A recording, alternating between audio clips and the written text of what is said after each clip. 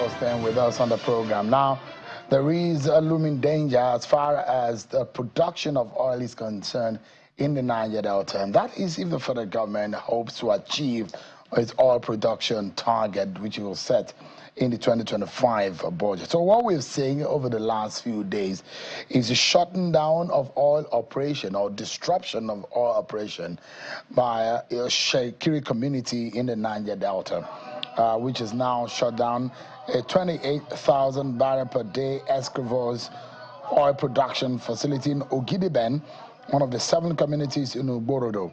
The Itsekiri ethnic nationality shut down the flow station, which is in Warri, in the Southwest Council, over the recent war delineation in the 3 Warri councils by the Independent National Electoral Commission, INEC, which says, now they're saying that they have been politically marginalized. After they shut down the facility, the protesters have now threatened to shut down more oil facilities in their locality. And they were carrying placards, agitation, and protesting, and men and women, youth, are saying in the protest that they have been marginalized and will continue until INEC reverses its result on the war delineation exercise.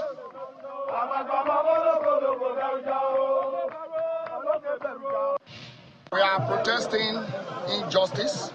We are protesting broad day robbery. We are protesting unconstitutional behavior of INEC, and of course even content of court of INEC, and of the injustice meted on the Itsekiri people. That is their grouse. And how does oil production and war delineation, how does that correlate? Why should anyone shut down the economic production in any community because of political reasons? Let's get to hear from those who are the leaders of that community. I'm being joined by Honorable Amorioye Sonny Mena, who is one of the leaders, in fact, the secretary of the Itsekiri Leaders of Thought. It's live for us here in Abuja. So thank you so much indeed for joining us. Sure, thanks for having me. Why, I mean, first and foremost, and I know that I'm not disputing or dismissing the agitations of the people of your community. Of course, anyone has a right to agitate if they feel marginalized, like your people are saying. But in the first place, before we even go into the conversation, why do you want to resort in shutting down the economic production of the country, which will affect everyone? Well, Sean, that is regrettable, but it's the spontaneous reaction of our people to what has happened, this proposed war delineation by INEC. What has happened is a spontaneous reaction by the people, because the proposed war delineation is INEC's attempt to deny Itsekiri nation political representation in Nigeria at every level. If this proposed delineation holds, Itsekiri cannot even have a local government chairman. We cannot have a House of Rep member. We cannot even have a House of Assembly member. We have not since 1999, Itsekiri man has not gone to Senate.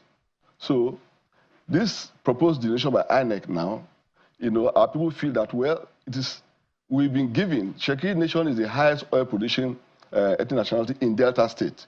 We have been bearing the brunt of oil production, for so many years. Our communities don't have water, no light, no potable water, no light, no schools, no hospitals, and all that. The little we still have left, political representation, to push for our needs and all that, INEC wants to take it from us. And so the people say, look, what more would they take from us? We want to take our soul? We have given practically everything. The area in concern, Warri North, Warri South, Warri Southwest, is the indigenous home of the Itsekiri people. Actually, Warri is synonymous with Itsekiri. The word Warri is a corruption of Iwere, which is the name for Itsekiri people.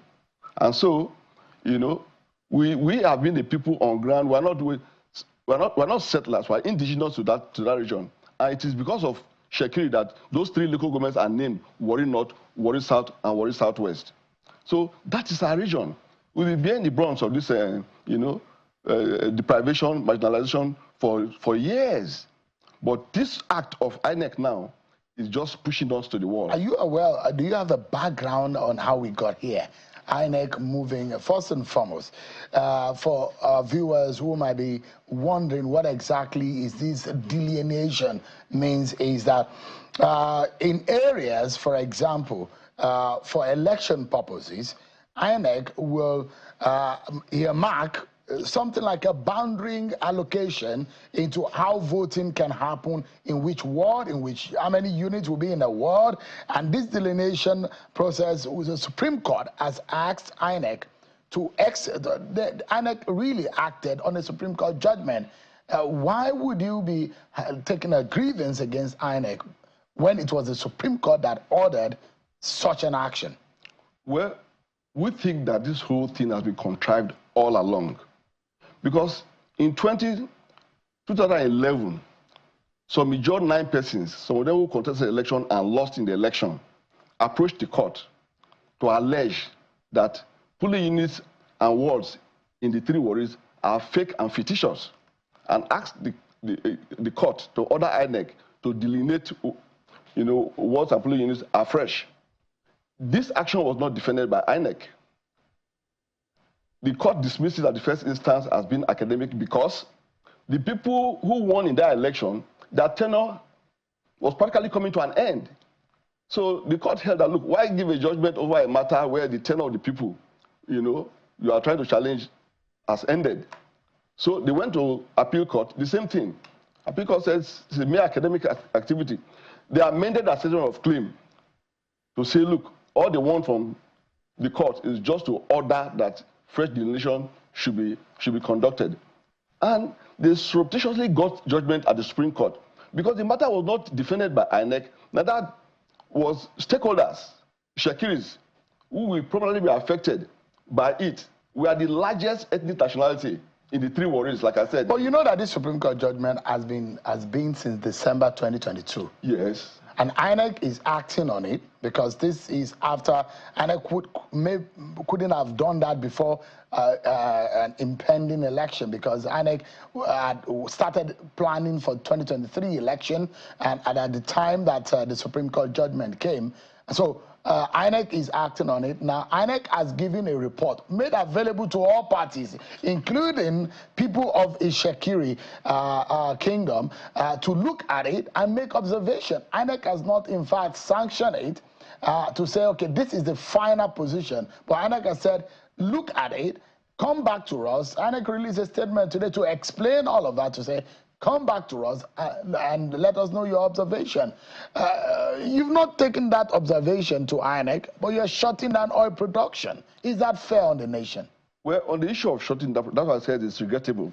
But like I said earlier on, it's a very spontaneous action of the pain that the people have been bearing all these years, and they just feel like, look, they've taken too much. But now going back to INEC, we have always had our suspicion of INEC, that INEC is not fair to Itsekiri nation. First and foremost, there's a judgment of 2003 where INEC unilaterally restructured the Warri South ward from 10 to 12. We went to court and said, no, this is not right. And the court gave us judgment to say, no, INEC, this your restructuring is illegal, null and void, revert back to 10 ward structure. INEC never obeyed the court judgment. We did everything to compel INEC. INEC did not obey the court judgment. Now, this judgment which they are implementing now, like I said, which was undefended by INEC, like I said, is contrived. But that's the position of the Supreme Yes, Court. it is. What can anyone do about it? It is. Then we now said, okay, look, we are not opposed to your implementing the Supreme Court judgment.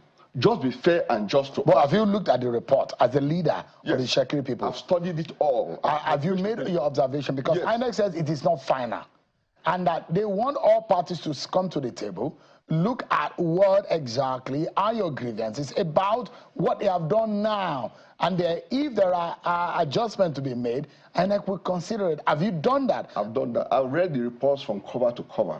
Have you then make your observation known to INEC? Yes. What INEC has done is a promotion of corruption in the system. And we had our fears. We said, look, INEC, don't take us back to where we are coming from. Now, we said that one of the persons leading this process, Professor Rhoda H. Gumus, is an Ijaw person from Bayelsa State, that it will be unfair, unjust, that she cannot be a judge in her own cause. It will be against the principle of national justice. So INEC should remove her from. We are not opposed to the implementation of the Supreme Court judgment. We are not opposed to it. We are saying that INEC should be fair. INEC brought out a guideline that they will use to implement the process. But INEC, reading through the report, INEC has failed completely. As you are agitating, there are some persons who protested and went to INEC office today at the headquarters in Abuja, and they have their own side of the story. I'd like you to listen to them. These persons were protested, and they showed their grievances at the INEC headquarters earlier today in Abuja. Take a listen to them. Have received justice. INEC in itself are just giving report that this is the field report, and people are already shouting INEC came to invade community, and this is not true. We were all part and parcel of this process, and we are saying that we will continue to ensure that INEC stand on this issue prevail.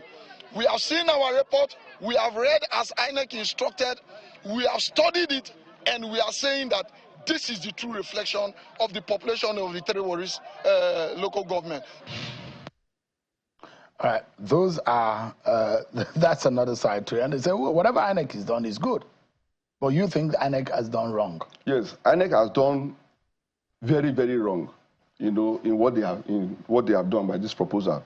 I wish you could exhibit the data, statistical data I gave to you. Okay. Because INEC ought to be driven by data. What INEC is doing today is just dancing to the Ijaw script to build a territory of Ijaw, seizing people's territory and land from Ondo to Cross Rivers. You know, it's called expansionism. Okay. Territorial expansionism. Now, what INEC has done, if you look at the data of INEC... You think that some people want to take over? Yes. Why? For what purpose? Look, the Ijaws have an agenda in Nigeria.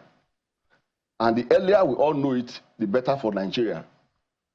To create a territory of their own from Ondo State. They claim to be in Ondo, Delta, Rivers, Edo, Akwa Ibom, and in all that coastal area, that is the oil belt of Nigeria. And they dominate the whole of Bayelsa. Yes, they are the dominate the whole of Bayelsa. Is it what they claim, or they are? Ijaw people are in those areas. You find Ijaw people in Lagos too. Yes, for Christ's sake, they find a job in Lagos, but the Lagos doesn't belong to them. Yeah. Neither does Warri belong to them. Are they claiming that they own Warri? Yes. How? They are in Warri. Are there indigenous Ijaw people in Delta State? Yes, they are indigenous Ijaw people. Rightful. So rightful Ijaw people in Delta State, who own rights, as you as an Itsekiri man also own a right as an Itsekiri man in Delta State. Yes, so why do you think that they have less of a right in voting, and when the delineation comes, you think they should have a shorter end of the stick? No, you have Ijaws in Delta State, in Patani, Bomadi, and Patani, Brutu. Patani, Bomadi, and Brutu, 3 local governments, indigenous to them. And even in Warri North and Warri Southwest, we have Ijaws there who are brothers and neighbors who have lived together for years and all that. We don't have any issues with that. But what we are saying, for example, in Warri North, you have 6 Itsekiri wards and 4 Ijaw wards. In Warri Southwest, you have 6 Itsekiri wards before now and 4 Ijaw wards. And we've been managing this political situation like that. In Warri South, there's no Ijaw at all in Warri South, none. Actually, in 1966, they went to court to claim that the whole of Warri belongs to them, trying to grab land. But the court held and barred them from ever contesting, ownership of Warri ever again, And so, foreclosing them from claiming ownership of Warri. So, on the issue on ownership of land in the 3 local government, it has been contested, but they will not obey court judgments. Who owns where has been determined. They say they won't have respect. Every judgment is against them, even though they're the ones that go to court. When the judgment is against them, they feel that judgment is fake, and so they will not obey it. The biggest problem we have in the Niger Delta is the failure of those elements to obey the rule of law. The lawlessness in Niger Delta is people just feel that they are above the law and they will corrupt the system. We are still battling the issue of the 500 buffer zones, which the National Boundary Commission did. They delineated boundary of all communities that are within the 500-meter buffer zone, you know, of the deep sea oil. And they took Ijos from the creeks and leapfrogged them into the coastal region. We are now currently called to say, look, we have taken our cartographers, our geographers, and all that to look at the map done by the Boundary Adjustment Commission and find that, look, all the Ijaw communities they claim belong to that buffer zone are not there. Well, that is fraud. What INEC has done to now, it is fraudulent. How can an institution of government created by law use 777 units to create ward for Ijaw and use 30 units, 25 units to create ward for in some of the wards that they created for the Ijaws, so the units they created for the Ijaws, there are no voters. In some of the wards, there are no voters. There are no voters. Go and look at the report. How do you have a polling unit without a registered voter? How do you have a polling unit, a ward without a polling unit? That is fraud on the part of INEC. So we are saying that, look, all these things that INEC has done, they are playing to the script of the Ijaw to dominate us and deprive us completely from our own region from having political representation in the Nigerian Federation. And so our people are really, it didn't start today. So a few years ago, from 1997 to 2003, there was this 6 years of war that practically crippled the Niger Delta. It was a genocide against our people. Government did not do anything to help us until our people, in frustration, they had to come out and say, look, let us find how to defend ourselves. So you're saying that for example, in Warri Southwest LGA, yes, what you had was the old Warri North Old ward structure. Yes. Had Ijaw group people having 4 electoral wards. Yes. Itsekiri has 6 electoral wards. Yes.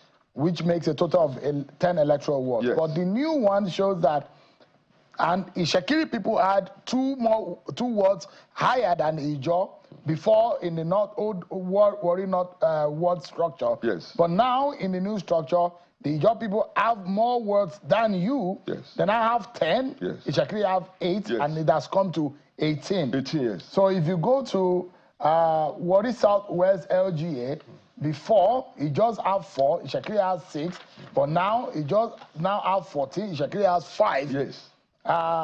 So in every of the ward, as you have highlighted here, before now, the Ijaw people have less, but now have more. Yes. And that's the grievance that you have that you're pushing forward. Yes, and that INEC has not worked with available data in their records.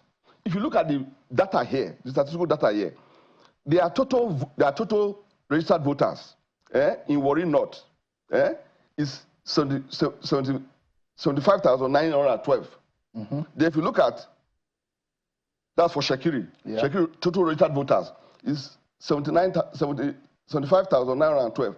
If you look at the Ijaw own, for their 4 wards, they have 4 wards in Warri North, 34,480.